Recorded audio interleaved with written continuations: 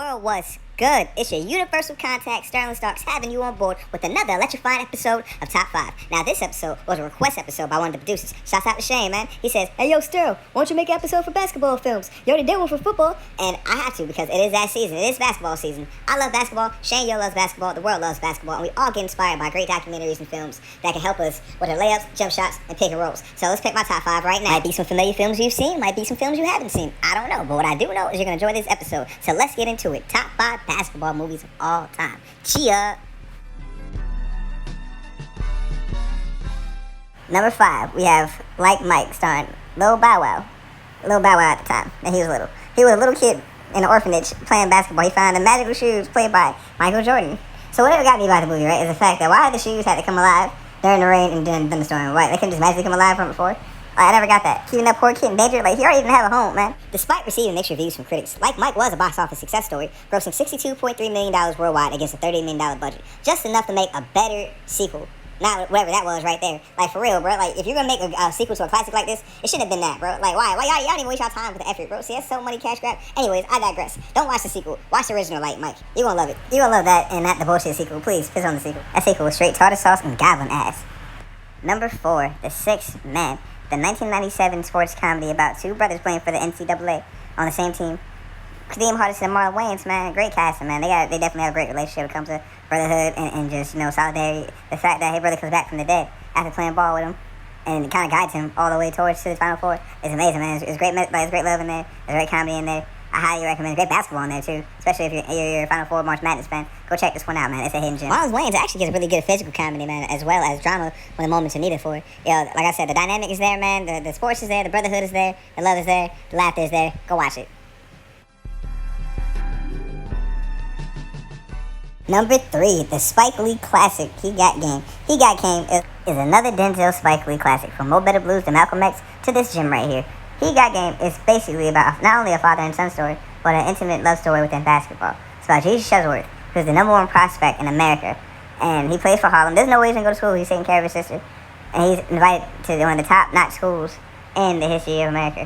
However, his father, played by Denzel Washington, who's on parole at the time, is trying to convince him to go to the school that the warden plays for so he can get, reinstated and be home free. Due to family problems from back in the days, these two do not see eye to eye. Rightfully so on either part, I understand.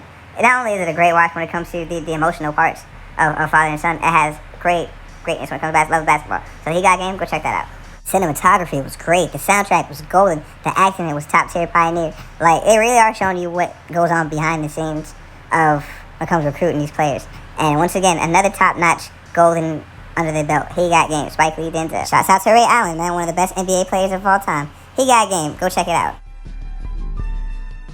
Number 2, Above the Rim. Another one of those is deeper than basketball, deeper than rap type films. Not only is this a film about growth and maturing and letting go of your past, it's also a way of seeing your past and your future and what you can do to fix it in the best ways for both outcomes.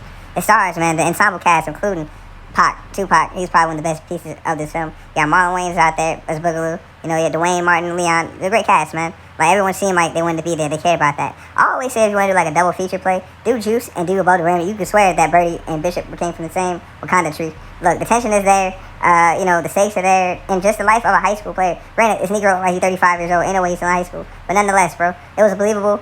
The method was there. The gameplay was there. The basketball love was there. Everything you want to learn from a basketball film was in this film. Above the Rim. Fun fact, the actress that played Dwayne Martin's mom in the film is actually only 3 years apart in real life from each other. I told you that dude was like 40. Granted, Above the Rim took place in New York. The soundtrack was handled by West Coast Studios, Death Row Records. Man, that soundtrack was blazing, man. Like Afro Puffs, the Dad's Corrupt song. That whole album was everything, though. Shouts out to this movie, man. Above the Rim. Go watch this. Iconic hood Shakespeare.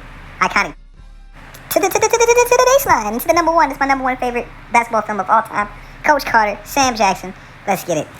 Is it me, or when this movie came out, did it have the same Remember the Titan dribble effect where all the players wanted to play and every parent wanted to be a coach? I don't know. I'm just saying, it was just groundbreaking. It. This time around is a lot different because now he's dealing with the younger crowd, with youth gangs, drugs in the community, bad grades. Coach Carter doesn't like that. So in order to make these boys into men in the best ways for the world so they can survive and become winners in the world, as well as on the court. He makes them read, makes them write, as well as do 2,000 suicides and 3,500 push-ups at the same time. Hey, man, you gotta do it. You gotta do it some type of way. You know what I mean? You gotta put in some type of work. Yeah, the soundtrack was cool. Shouts out to all the breakthrough performances. Channing Tatum, Ashanti. Fun fact, this movie was based on the real-life coach Ken Carter, who low-key does look like Sam Jackson. So that was a good casting, man. Overall, it was a solid watch. Highly recommend if you're a basketball fan, if you're a teen drama fan, if you're a fan of Sam Jackson, man. Another fun fact, the kid that plays Worm in the film actually plays another character from back in the days in Sunset Park, which is another slept-on basketball film. Go watch that as well. Do a double play. Do Sunset Park and then do Coach Carter. This box office smash hit is an enjoyable watch at any time. Please go check out Coach Carter. Another honorable mentions, man. It's that time. Honorable mentions, of course, the original White Man Can't Jump, starring Wesley Snipes and Woody Harrelson. Those two are a dynamic duo, man. Classic. All I can say that this is a basketball classic. Like, let this be a lesson in Hollywood. No more cash grab Hollywood sequels, bro. If it's not needed, please stay away from the OG IPs. No more bad sequels, reboots, requels, retries, rethoughts. None of that, man. Either if you're gonna reboot it, make it cool, or make it on your own. Do something on your own, original. One of the plot lines is that Sidney's trying to get a house for his wife and his kids, so he replaces the ball to raise money. And Billy Hoy is also running away with his girlfriend Gloria from the Stoogie Brothers. Your shots out to the Stoogie Brothers, low key, man. They must have been a bomb ass hit squad, because the fact they're able to find Woody Harrelson in a day or two without any internet, Google Maps, none of that, man. Yo, shouts out to them. And shouts out to this team right here. White Man Can't Jump, the original 1991 version. Go watch it. Another hidden gem is Eddie, starring the classic, the hilarious, the legendary herself, Whoopi Goldberg, man. She plays a regular, just a really top New York Knicks fan like Spike Lee. Winds up winning the shot at becoming the head coach for the team.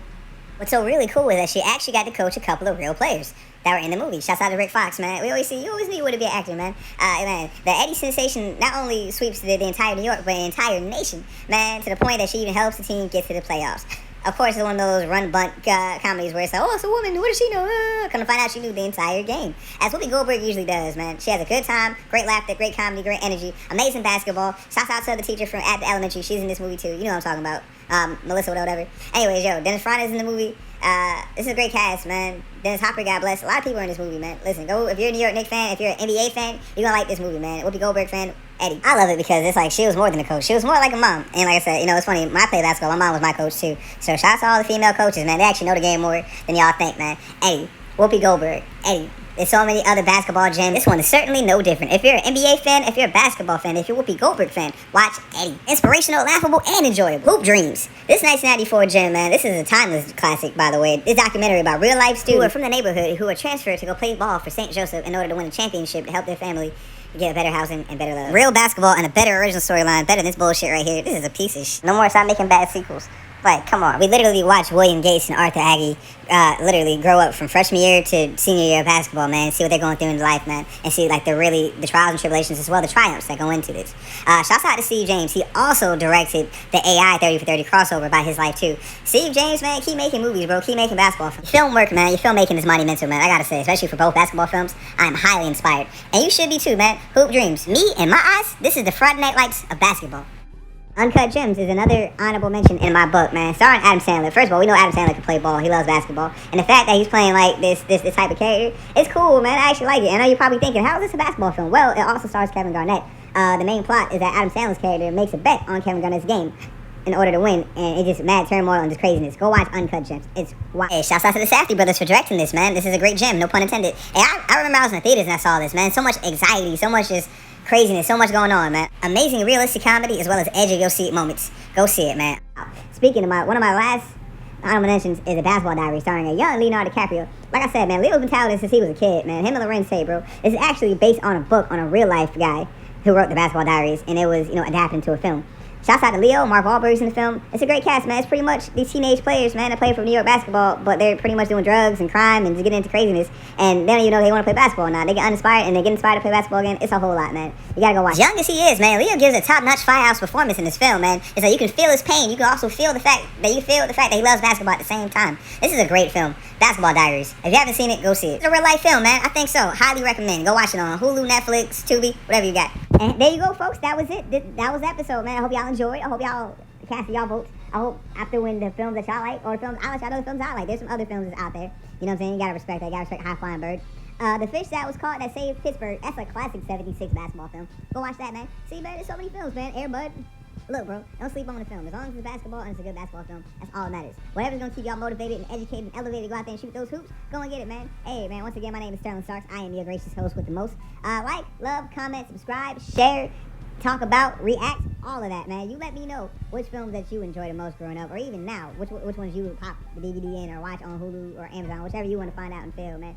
Let me know what your favorite basketball team is, man. I'm a huge NBA fan myself, and I love playing it myself. Honestly, I'm actually an avid player as well. Listen, man, we can talk about basketball all day, but what we are going to talk about is top 5, man. Like I said, man, my handle, Instagram, S.StarkizHere. Keep tuning into YouTube, man, to my top 5 videos, man, because I love making them. I love y'all watching them. I love y'all, man, and I hope y'all love this episode, man. Please, peace.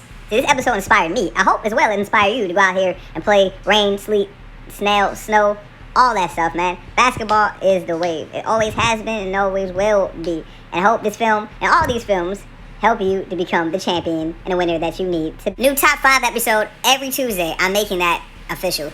It's your man, Sterling Starks. I love y'all. World, we are winners. So let's continue to keep winning. Peace.